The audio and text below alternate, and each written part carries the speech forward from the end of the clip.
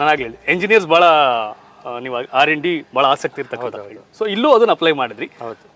Sunrise ಅಲ್ಲಿ first ಬಂದಿದ್ದ product. ಹೌದು, ಇದು ನಮ್ದು ನಾರ್ಮಲ್ ಟ್ಯಾಂಕ್ ಅಲ್ಲಿ ಏನಿರುತ್ತೆ ಅಂತ ಮಧ್ಯದಲ್ಲಿ ಕ್ಯಾಪ್ ಇರುತ್ತೆ.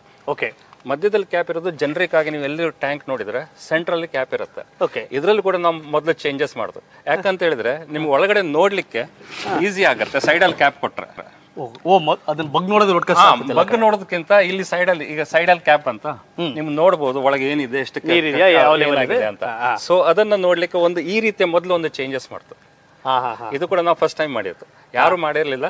ಈಗ ಸ್ವಲ್ಪ ಬೇರೆಯವ್ರು ಕಾಪಿ ಮಾಡ್ಕೊಂಡು ಬೇರೆ ಡಿಸೈನ್ ನಲ್ಲಿ ಈ ರೀತಿ ಮಾಡ್ತಾ ಇದ್ದಾರೆ. ಯಾಕಂತ ಹೇಳಿದ್ರೆ ಎಸ್ಪೆಷಲಿ ದೊಡ್ಡದು ಟ್ಯಾಂಕ್ ಬಂದಾಗ, ಈಗ 2,000, 3,000, 5,000 ಬಂದಾಗ ಮೇಲೆ ಹೋಗಿ ನೋಡ್ಲಿಕ್ಕೆ ಬಹಳ ಕಷ್ಟ ಆಗುತ್ತೆ. ಆಗಲ್ಲ. ಆವಾಗ ಸೈಡಲ್ಲಿ ಕ್ಯಾಪ್ ಇದ್ರೆ ಅವರು ಒಂದು ಸ್ಟೂಲ್ ಇಟ್ಕೊಂಡು ಒಳಗೆ ನೋಡ್ಬೋದು ಏನಾಗಿದೆ ಅಂತ.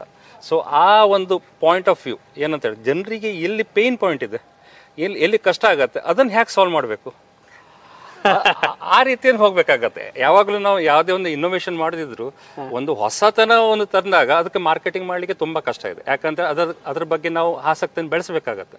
ಮತ್ತೊಂದು ಏನಂದ್ರೆ ಇದ್ದ ಪ್ರಾಡಕ್ಟ್ ಅಲ್ಲಿ ಅವ್ರಿಗೆ ಏನ್ ಪೇನ್ ಪಾಯಿಂಟ್ ಇದೆ ಅದನ್ನ ಸಾಲ್ವ್ ಮಾಡ್ಲಿಕ್ಕೆ ಪ್ರಯತ್ನ ಮಾಡುವಂತದ್ದು.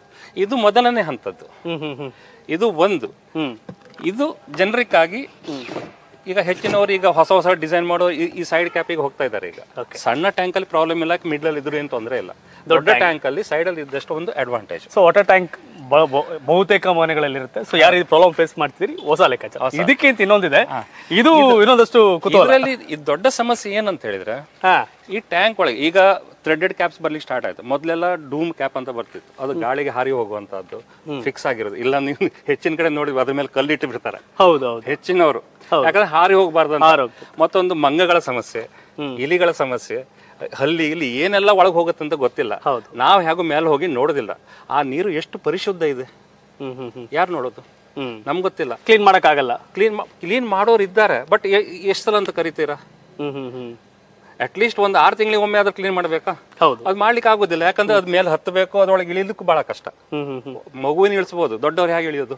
ಒಳಗೋಗಿ ಕ್ಲೀನ್ ಮಾಡ್ಬೇಕು. ಯಾಕಂದ್ರೆ ಏನಾದ್ರೂ ಅಲ್ಲಿ ಮಣ್ಣು ಅಥವಾ ಮಣ್ಣಿನ ನೀರು ಬಂದಾಗ ಏನಾದ್ರೂ ಒಂದು ಪಾಚೆ ಕಟ್ಟೋದು ಏನಾದ್ರೂ ಆಗ್ತದೆ, ಅದನ್ನ ಕ್ಲೀನ್ ಮಾಡ್ಬೇಕಲ್ಲ. ಇಲ್ಲ ಮಂಗ ಹೋಯ್ತು, ಆ ನೀರು ಹ್ಯಾಕ್ ಕ್ಲೀನ್ ಮಾಡ್ತೀರಾ? ಅದು ಒಳಗೆ ಏನು ಗಲೀಜ್ ಮಾಡ್ತಾನೆ ನಮ್ಗೆ ಗೊತ್ತಿದೆಯಾ? ಗೊತ್ತಿಲ್ಲ. ಹಾಗಿರುವಾಗ ಅಂಥದ್ ನೀರನ್ನು ನಾವು ಸೇವಿಸಿ ನಮ್ಮ ಆರೋಗ್ಯ ಏನಾಗ್ಬೇಕು? ಹಾಳಾಗತ್ತೆ. ಒಂದು ಕ್ಲೀನಿನೆಸ್ ಬಗ್ಗೆ ಹೇಗೆ ಕ್ಲೀನ್ ಇಡಬೇಕು, ಅದನ್ನ ಹೇಗೆ ಸಾಲ್ವ್ ಮಾಡ್ಬೇಕಂದು ಇದು ಸೆಕೆಂಡ್ ಪೇನ್ ಪಾಯಿಂಟ್. ಓಕೆ, ಮತ್ತೊಂದು R&D. ಅದ್ರ ಬಗ್ಗೆ R&D ಮಾಡುವಾಗ ಹೊಸ ಒಂದು ಅದಕ್ಕೆ 2-3 ಮೋಲ್ಡ್ ಹಾಳು ಮಾಡ್ಕೊಂಡೆ ನಾನು. ಯಾಕಂದ್ರೆ ಆ ಡೆವಲಪ್ ಮಾಡೋದು, ಆ ಕಾನ್ಸೆಪ್ಟ್ ಅನ್ನ ತರುವಾಗ ಬೇರೆ ಬೇರೆ ಹಂತ ನಾವೊಂದು ಎಣಿಸ್ಕೊಂಡು ಡಿಸೈನ್ ಮಾಡ್ತೇವೆ. ಪ್ರಾಕ್ಟಿಕಲ್ ಆಗಿ ಮಾಡುವಾಗ ಸಮಸ್ಯೆ ಬರುತ್ತೆ. ಆ ಮೋಲ್ಡ್ ಬದಿ ಇಡಬೇಕು, ಹೊಸ ಮೋಲ್ಡ್ ಮಾಡ್ಬೇಕು. ಹೀಗೆ ಒಂದು 3-4 ಲಕ್ಷ ರೂಪಾಯಿ ಕಳ್ಕೊಂಡೆ ಅದಕ್ಕೆ. ಹಾಗಾಗಿ ಫೈನಲ್ ಔಟ್ಪುಟ್ ಇದು ಈಗ ಹೊಸದಾಗಿ ನಾವು ಪ್ರೊಡಕ್ಷನ್ ಮಾಡಿದ್ದು. ಇದರಲ್ಲಿ ಇದು ಕಂಪ್ಲೀಟ್ ವಾಟರ್ ಟ್ಯಾಂಕೇನೆ. ಇದು ವಾಟರ್ ಟ್ಯಾಂಕ್ ಅಂತಾನೆ ಡಿಸೈನ್ ಮಾಡಿದ್ದು. ನಾವು ಬೇರೆ ಯಾವುದೇ ಉದ್ದೇಶ ಇರಲಿಲ್ಲ. ಉದ್ದೇಶ ಏನು? ಕ್ಲೀನ್ ಮಾಡ್ಲಿಕ್ಕೆ ಈಸಿ ಇರಬೇಕು. ಇದು ಕ್ಯಾಪ್ ಅನ್ನ ನಾವು ಇದರಲ್ಲಿ ಸೈಡ್ ಅಲ್ಲಿ ಹುಕ್ ಕೊಡ್ತೇವೆ. ಆಯ್ತಾ? ಇದು ಹುಕ್ 2 ಕಡೆ ಹುಕ್ ಕೊಟ್ರೆ ಇದು ಗಾಳಿಗೆ ಹಾರಿ ಹೋಗೋದಿಲ್ಲ, ಏನು ಒಳಗೆ ಹೋಗೋದಿಲ್ಲ. ಪರ್ಮನೆಂಟ್. ನಿಮ್ಗೆ ಬೇಕಾದಾಗ ಇದನ್ನ ಥ್ರೆಡ್ ಅನ್ನ ತೆಗೆದ್ರೆ ಸರಿ, ಆ ಕ್ಯಾಪ್ ಅನ್ನ ತೆಗಿಲಿಕ್ಕೆ ಈಸಿ ಆಗುತ್ತೆ. ಈ ಕ್ಯಾಪ್ ಅನ್ನ ತೆಗೆದು ಬದಿ ಇಟ್ಬಿಟ್ಟು ಅಂತಾರೆ complete open tank open, complete open. ಬೇಕಾದ್ರೆ ಈಜಾಡ್ಬೋದು ಆ ರೀತಿ.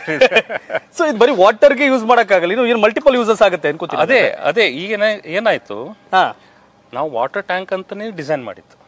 ಆ ಒಂದು ಪೇನ್ ಪಾಯಿಂಟ್ ಏನಿದೆ, ಸಮಸ್ಯೆ ಕ್ಲೀನ್ ಮಾಡುವಂಥದ್ದು, ಈಗ ಇದನ್ನ ತಕೊಂಡ್ರೆ ಯಾರು ಬೇಕಾದ್ರೂ ಕ್ಲೀನ್ ಮಾಡ್ಬೋದು, ಏನ್ ಸಮಸ್ಯೆ ಇಲ್ಲ. ನೋಡ್ಬೋದು ಏನ್ ಸಮಸ್ಯೆ ಇದೆಯಾ, ಏನ್ ಇದರಲ್ಲಿ ಇಲಿಗಳು ಹೋಗ್ಲಿಕ್ಕೆ ಸಾಧ್ಯ ಇಲ್ಲ, ಮಂಗಗಳ ಕಾಟವೇ ಸಾಧ್ಯ ಇಲ್ಲ. ಯಾಕಂದ್ರೆ ಟೋಟಲ್ ಫಿಕ್ಸ್.